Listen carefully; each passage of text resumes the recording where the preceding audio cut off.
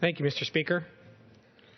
Few institutions are as powerful and as secretive as the Federal Reserve. The Federal Reserve's monetary policy impacts the prices every American pays at the grocery store, the ability of businesses to obtain the capital necessary to create new jobs, and the value of investments the average American relies on to provide for their families, educate their children, and enjoy a secure retirement. Despite the Fed's enormous power, Congress continues to allow the Fed to conduct monetary policy in secret.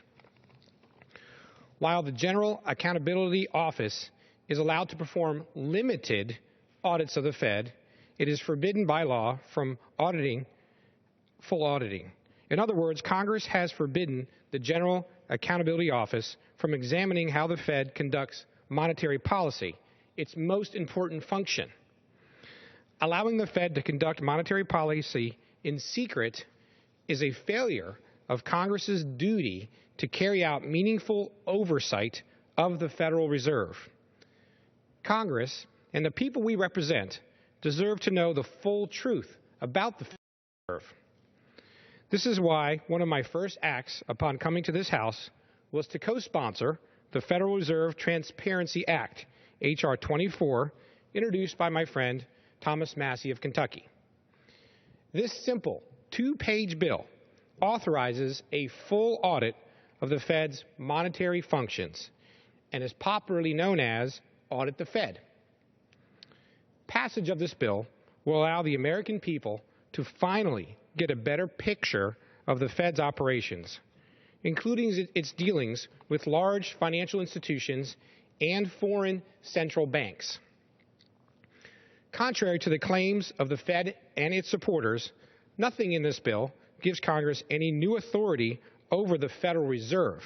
It simply allows Congress to get a retrospective look at how the Fed carries out monetary policy so Congress and the people can fully understand, evaluate, and oversee the Fed's actions. Audit the Fed has twice passed the House by overwhelming majorities and is supported by almost 80% of the American people.